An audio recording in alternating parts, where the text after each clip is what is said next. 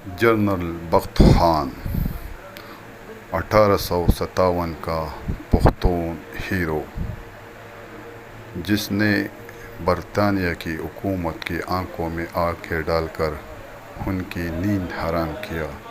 General बख्त Khan. General बखत खान की पहचान 1857 की क्रांति में एक मुख्य क्रांतिकारी के रूप में है। वो क्रांतिकारियों की सेना के कमांडर इन चीफ थे। इसके अलावा वो एक कुशल प्रशासक, अनुभवी योद्धा और सक्षम नेता भी थे। नमस्कार दोस्तों, आपको जनरल बखत खान का जीवन परिचय बताने जा रही हूँ। पूछना चाहूंगी, क्या आप जानते हैं कि 1979 में बख्त खान पर एक फिल्म भी आ चुकी है? आप हमें उस फिल्म का नाम कमेंट सेक्शन में लिखकर जरूर बताएं। उनके पिता का नाम अब्दुल्ला खान था, जो कि नाजिब उड़ दुल्हे के भाई थे। बख्त खान गुलाम कादिर खान रूहेला के कजन भाई थे। मतलब बखत खान का रूहेला वंश से सीधा संबंध था।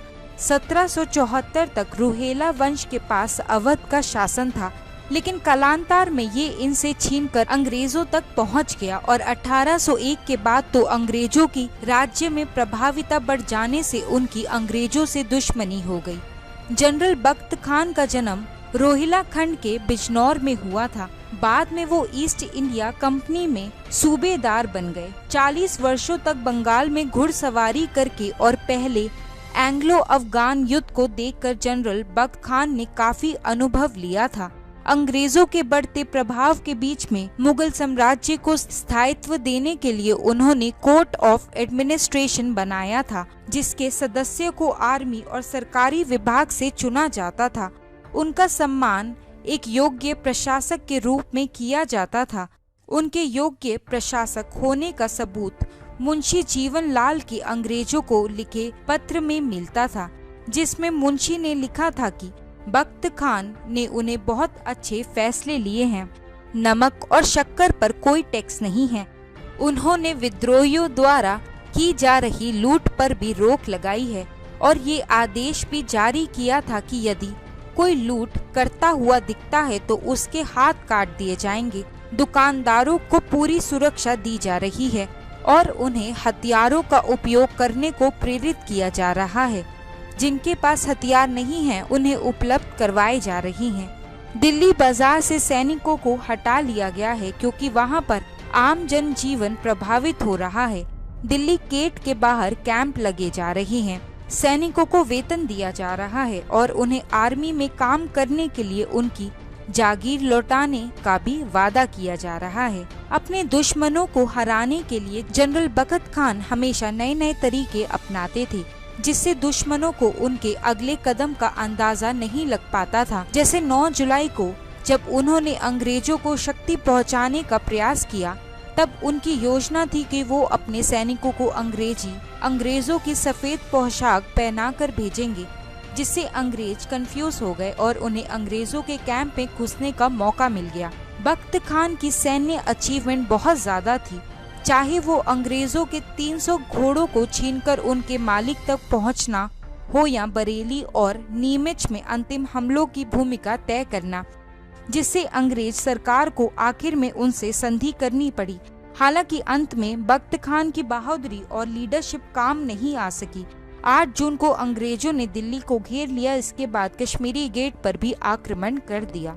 1857 की क्रांति में हिंदू और मुस्लिम एकता का सबसे अच्छा उदाहरण माना जाता है। वास्तव में इस क्रांति की शुरुआत अंग्रेजों द्वारा हिंदू मुस्लिम की धार्मिक भावनाओं पर चोट पहुंचाने के कारण ही शुरू हुई थी। उस समय ब्रिटिश आर्मी नई राइफल लाई गई थी, जिसके कारतूस पर से ग्रीस को मुंह लगाकर हटाया जाता था और ये अफवाह थी कि इसमें गाय और सुअर की चर्बी का उपयोग हुआ है। इसलिए दोनों ही वर्ग अंग्रेजों के खिलाफ मैदान में उतर गए और राष्ट्रीय स्तर पर आधिकारिक रूप से इनका नेतृत्व बहादुर शाह जफर कर रहे थे।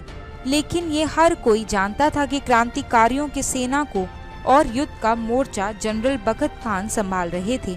बरेली में सेना ने 31 मई 1857 को विद्रोह किया था। शुरुआती अव्यवस्था, लूट और मारकाट के बाद वीर बखत खान को क्रांतिकारियों का नेता घोषित कर दिया गया था और बखत खान 1 जुलाई 1857 को अपने रोहिला के सीफी की फौज और 4000 मुस्लिम जिहादी के साथ दिल्ली पहुंचे। वैसे उनके चालक और बहादुर मिलिट्री मैन होने की सूचना उनसे पहले ही दिल्ली तक पहुंच गई थी।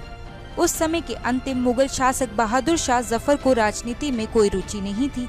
उसने बखत खान के दिल्ली पहुंचते ही उन्हें शाही तलवार और बकल भेंट की, लेकिन बखत खान ने ये नजराना लेने से मना कर दिया। इसके बाद जल्द ही बखत खान ने राजा की मदद करनी शुरू कर दी। उन्होंने साफ शब्दों में जफर से कहा कि तुम एक अच्छे राजा नहीं हो, लेकिन अब भी संभावना है, तुम अपनी सेना का सही उपयोग कर सकते हो, क्योंकि अंग्रेजों को मुझसे बेहतर कौन जान सकता है। ये सब कुछ इतना सीधा और स्पष्ट कहा गया कि हर कोई चकित था। लेकिन इसके बदले भी बहादुर शाह जफर ने नाराज होने की जगह अपने बेटे मुगल मिर्जा को हटाकर बखत खान को गवर्नर जनरल बना दिया। 14 सितंबर को जब अंग्रेजों ने कश्मीरी गेट पर आक्रमण किया, तब बखत खान ने जफर को समझाया कि दिल्ली का बाहरी इलाका अब भी विद्रोहियों के कब्जे में है, इसलिए युद्ध में डटे रहें। एक पूर्व सूबेदार ने भी जफर से कहा कि बख्त खान अभी उनके पक्ष में है, जो जान पर खेलकर भी मुगल राजा का नाम नीचे नहीं होने देगा और भारतीयों को जीत दिलवा कर ही रहेगा। 1857 की क्रांति के बाद बखत खान के नेपाल चले जाने की खबर आई और ये भी कहा कि उन्हें अंग्रेजों ने वहां मार गिराया है और उन्हें स्वत के नाना सेर में दफनाया गया है। स्वत के इतिहासवादों का कहना है कि युद्ध 1857 का हारने के बाद बख्त खान ने स्वत के अखौंड की सुरक्षा में अपना बचा हुआ जीवन व्यतीत किया था। सेना ने निष्कासित होने के बाद से मिर्जा मुगल बख्त खान से नाराज था। बखत खान की स्पष्टवादिता उनकी मदद नहीं कर सके।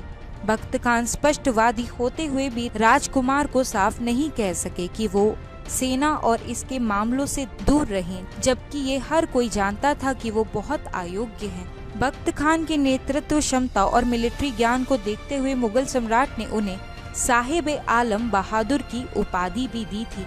इसके अलावा उन पर ब्रिटिश जासूस होने का आरोप भी लगा। चाहे अलीपुर में आर्मी का दुर्ग, मनाली ब्रिज जीतने में मिली सफलता हो, सबका इल्जाम जनरल पर लगा। यहाँ तक कि जाफर को भी शक होने लगा और उन्होंने जुलाई के अंत तक बख्त खान को जनरल के पद से हटा दिया था। 1979 में जनरल बख्त खान पर एक उर्दू में पाकिस्तानी फिल्म बनी थी, जिसे सरशार अख्तर मालिक ने निर्देशित किया था और नौशिन मालिक ने प्रोड्यूस किया था। फिल्म में मोहम्मद अली, यूसुफ खान, सुल्तान राही और सुधीर मुख्य किरदारों में थे। स्वत में ही उनकी समाधि बनी हुई है, जिसके बारे में जहानजेब कॉलेज के पूर्व प्रोफेसर शाद खान का कहना है कि ये एक वीर राजकुमार की समाधि है जिसने अंग्रेजों से युद्ध किया था। 1857 की क्रांति में योद्धाओं के नाम में हिंदू या मुसलमान के नाम नहीं थे, क्योंकि अंग्रेज तात्या तोपे से भी परेशान थे और बखत खान से भी।